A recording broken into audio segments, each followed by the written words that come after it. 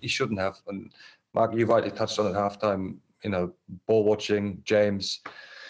The basics. I think sometimes the Chelsea ignore the basics and just trying to do the extraordinary thing straight away. Today, Leicester, I thought the basics were unbelievable. The work was miles better, I thought, than Chelsea's were. They're on top with their ability. That's what I won the game. Quick comments, though, on Mendy as a long-term solution for Chelsea, because it didn't work out with Kepa. Have they found it, do you feel, Mark? He's had a fair amount of games that you've witnessed him now. Yeah, I mean, I still think it's a little bit too early. I think so far you have to say that he's definitely, he's like a B+ at the moment, maybe an A-. I think he's done enough to warrant being the number one at the moment.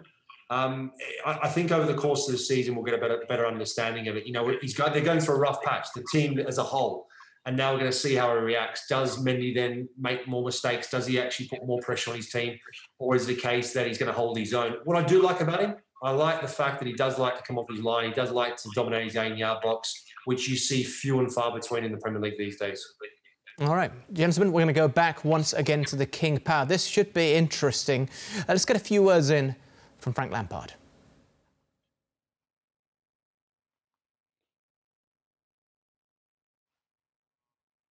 Having some technical issues there. We'll just have to hold on a split second. Before we hear from him, I was going to ask this question straight after.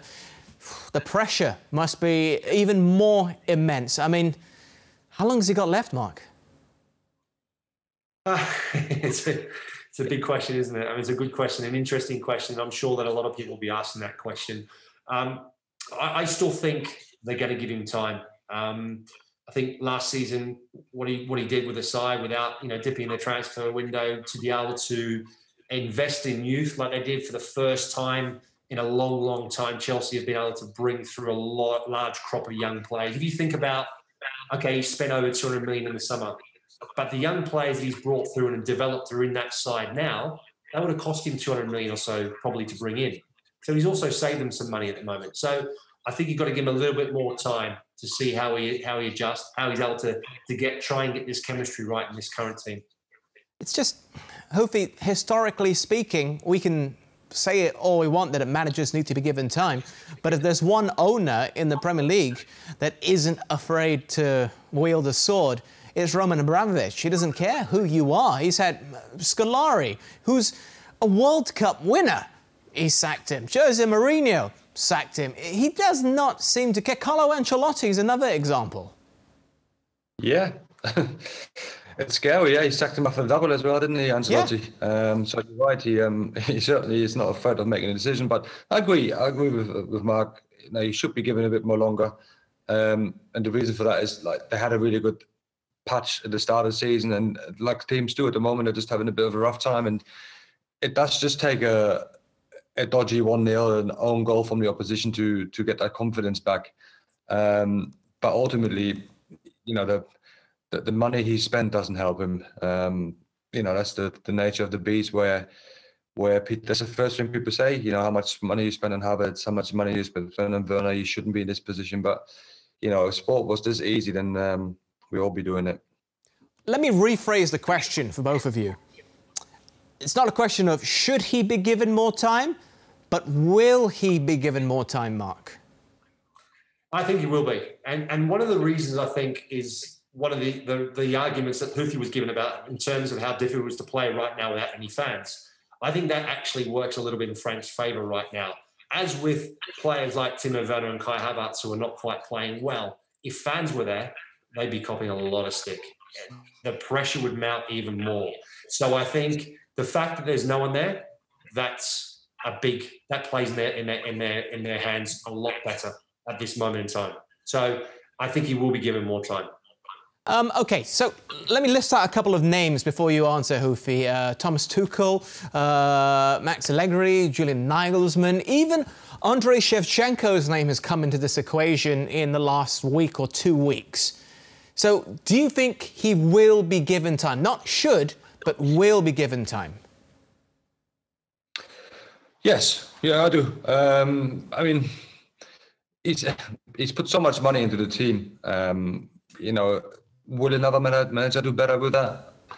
I don't know. We're only halfway through. It's very early to press the button. I know he's done it before, but I would give him a chance. And I think, along with the fans, I think him being an ex-player and those two having a good relationship, I think he will give him a bit more time.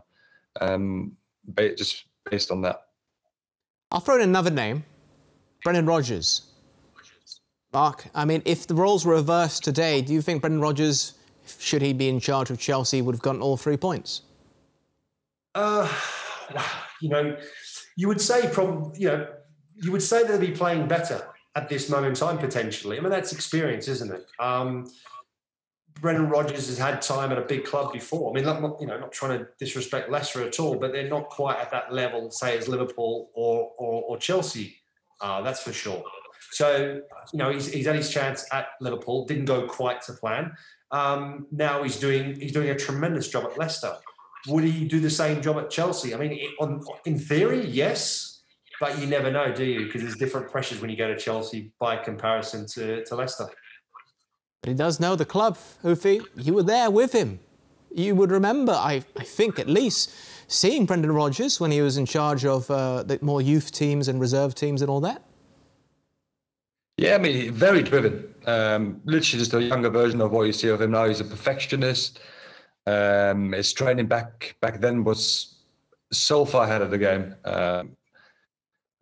You know, if you think about when you're 18 years old, it was first team coaching by him. You know, it was unreal the amount of time that I trained with him. But I'm not surprised that he's gone on to what he's done. And I think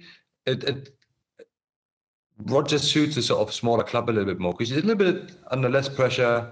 He can, you know, build a team, bring a couple of young players through, lose a couple of games. You know, that once you lose a couple of games at a bigger team, it becomes that sort of overbearing thing. You know, don't forget Leicester's lost, you know, 4 or 5 home games this year. You know, no one's really mentioned it. So I think he'd be quite happy where he is, and he's got a nice little project ahead of him.